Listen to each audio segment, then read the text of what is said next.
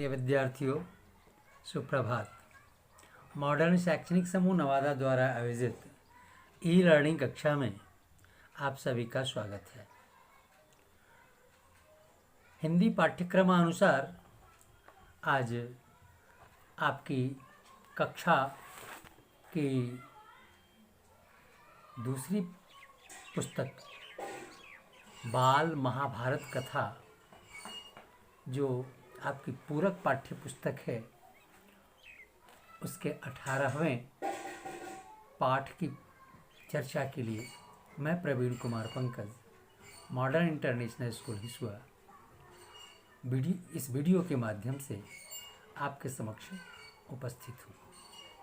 तो प्यारे विद्यार्थियों, आइए आज हम महाभारत की एक ऐसी घटना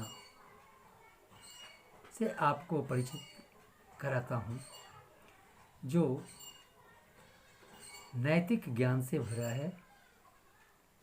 आइए हम देखते हैं पाठ क्या कहना चाहता है आपसे। पाठ 18, जिसका शीर्षक है द्वेष करने वाले का जी नहीं भरता, अर्थात जो लोग जलते हैं वह दूसरे का बुरा करते करते थक भी जाएं तो भी उनका जी नहीं भरता। प्यारे विद्यार्थियों, महाभारत के इस प्रसंग को मैं आपको बताने जा रहा हूँ। जब पांडव वनवास में थे और दुर्योधन उन्हें हमेशा दुखी देखना चाहता था, तंग करते रहना चाहता था, तो उन दिनों कई ब्राह्मण पांडव के आश्रम में गए और वहां से लौटकर हस्तिनापुर में धृतराष्ट्र को पांडवों के समाचार सुनाते रहते थे। धृतराष्ट्र ने जब ये सुना कि पांडव वन में बड़ी तकलीफ़ें उठा रहे हैं तो वे चिंतित हो गए, लेकिन दुर्योधन और उसके मामा शकुनी तो कुछ और ही सोचते थे। कर्ण और शकुनी दुर्योधन की चापलूसी किया करते थे, किंतु दुर्योधन को भला इतने से संतुष्टि कहाँ थी। वह कर्ण से कहता कि मैं तो चाहता हूँ कि पांडवों को मुसीबत में पड़े हुए मैं देखूं, इसलिए तुम और मामा शकुनी कुछ ऐसा उपाय करो कि वन में जाकर पांडवों को देखने की पिताजी से अनुमति मिल जाए।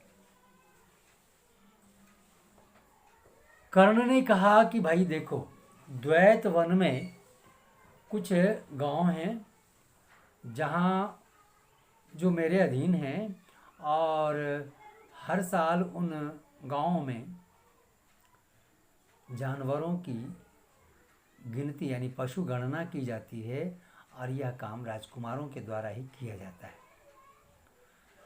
यह प्रथा बहुत पहले से चली आ रही है, इसलिए यह बहाना है जिससे हमें आसानी से अनुमति मिल जा सकती है।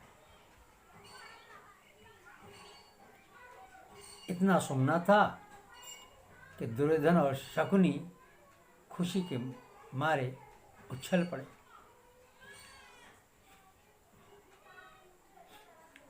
सभी ने जाकर धृतराष्ट्र से प्रार्थना की, इसकी अनुमति मांगी, लेकिन धृतराष्ट्र नहीं माने।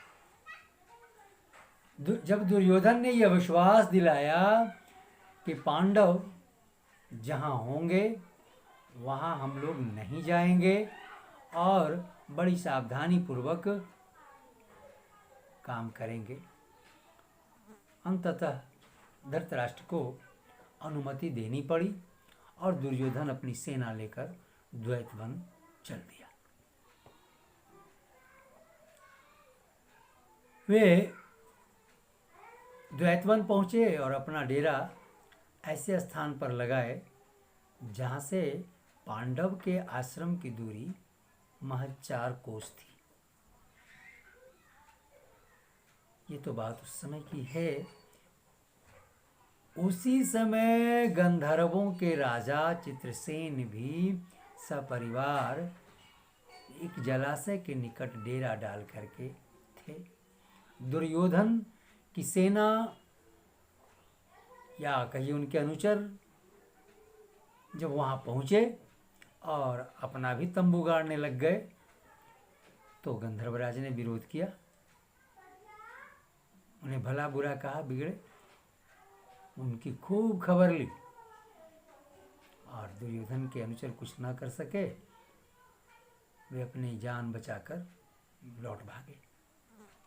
लेकिन जब दुर्योधन को इस बात की जानकारी मिली तो वह अपनी सेना लेकर तालाब की ओर चल पड़ा। हैं, हमारी सेना, हमारे अनुचर को कौन भगाया, चलो देखते हैं।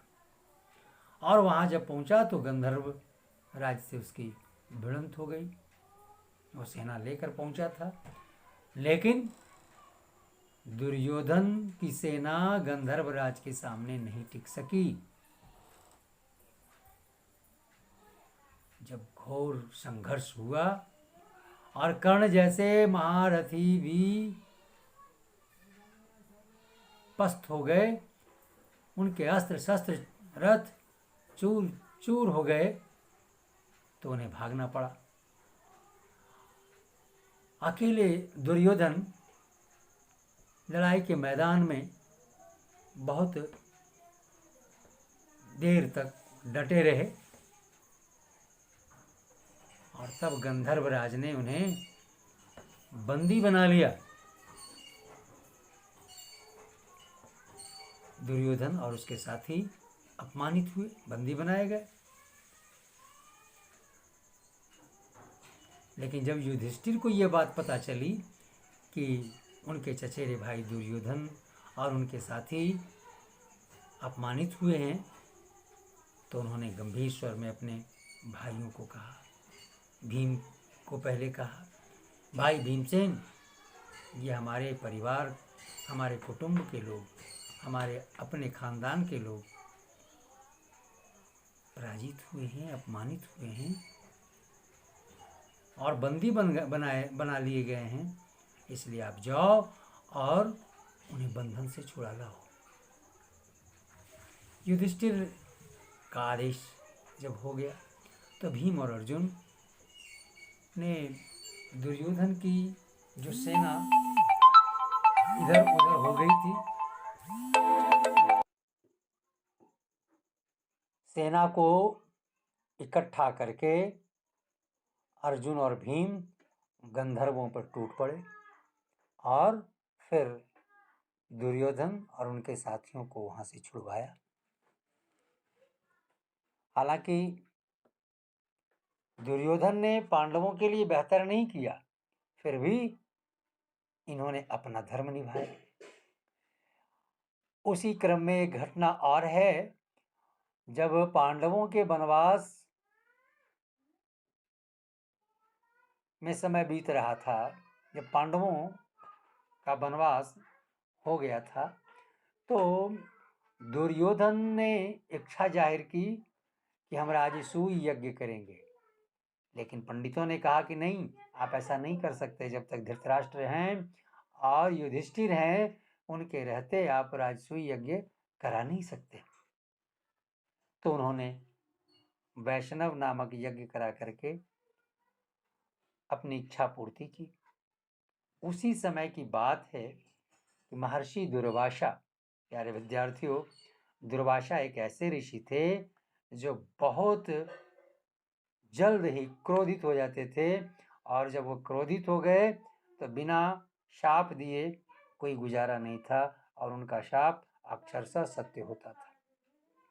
लेकिन दुर्योधन ने ऐसी सेवा की कि दुर्वासा अपने शिष्यों के साथ बड़े खुश हुए और कहा कि बेटा, तुम्हारे इस आतिथ्य से मैं बहुत खुश हूँ, तुम्हें कोई वर मांगना हो तो मांग लो। दुर्योधन ने कहा कि हे मुनिश्रेष्ठ, मेरी प्रार्थना है कि जैसे आप मेरे यहाँ आए हैं वैसे ही पांडव द्वैत वन में हैं, उनके यहाँ जाकर के आप उनका आतिथ्य स्वीकार करें। मेरे लिए ये छोटी सी बात आप करने की कृपा करें। और वह एक बात और उसने कही, आप तब वहां पहुंचे जब द्रौपदी पांडवों एवं उनके परिवार को भोजन करा चुकी है और सभी लोग विश्राम कर रहे हैं। दुर्वासा ऋषि ने कहा ठीक है, और वे अपने सभी शिष्यों के साथ चल दिए।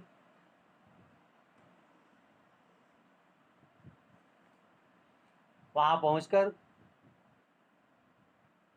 उन्होंने युधिष्ठिर से कहा, उनके जब दुर्वासा ऋषि को कौन नहीं जानता था, सभी भाई मिल करके उनके हाव भगत में लग गए।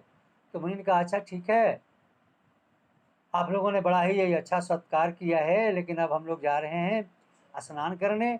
उधर से जब मैं स्नान करके आता हूँ तब तक भोजन इधर तैयार रहना चाहिए। और ये लोग तो चले गए। प्यारे विद्यार्थियों, जब वनवास पांडवों का हुआ था उसी समय युधिष्ठिर से खुश होकर प्रसन्न होकर सूर्यदेव ने उन्हें एक ऐसा बर्तन दिया था जिसका नाम अक्षय पात्र था, और उसकी यह खासियत थी कि 12 बरस तक उसके द्वारा पांडवों को भोजन मिलता रहेगा।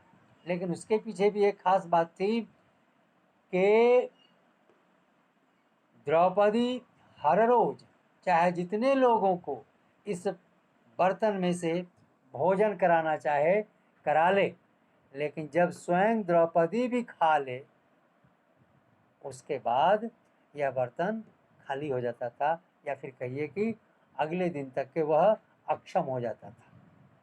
जिस समय दुर्वासा ऋषि आए उस समय द्रौपदी तो सभी को खिला पिला चुकी थी और उस बर्तन में तो कुछ था नहीं।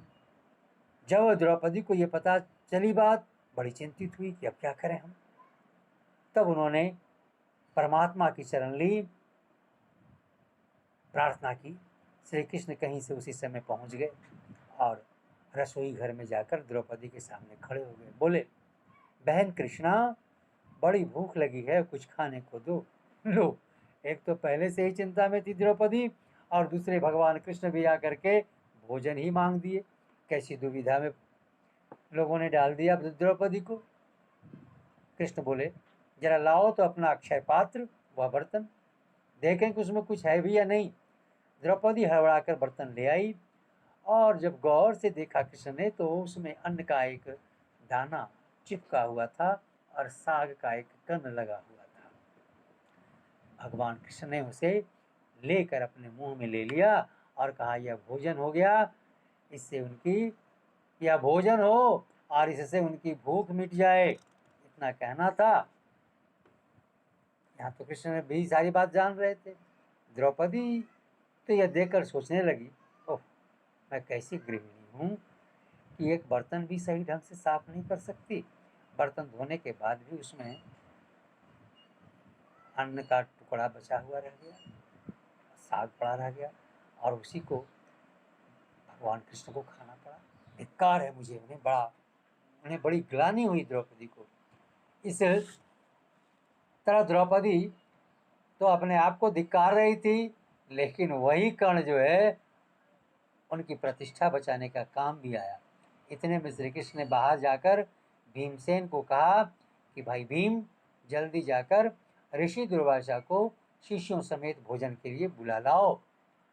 भीमसेन वहां गए जहां दुर्वासा ऋषि अपने शिष्यों के साथ स्नान कर रहे थे।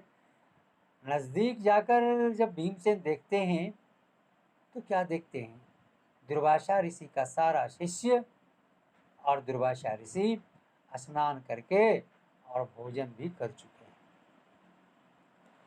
उनके शिष्य दुर्वासा ऋषि से कह रहे थे कि गुरुदेव, हम लोगों ने तो बेमतलब का युधिष्ठिर के यहाँ कहा है भोजन तैयार करने के लिए, हम लोग तो भोजन ऐसा कर चुके हैं, पेट ऐसा भरा हुआ है कि अब तो अन्न का एक दाना भी इसमें हम ग्रहण नहीं कर सकते।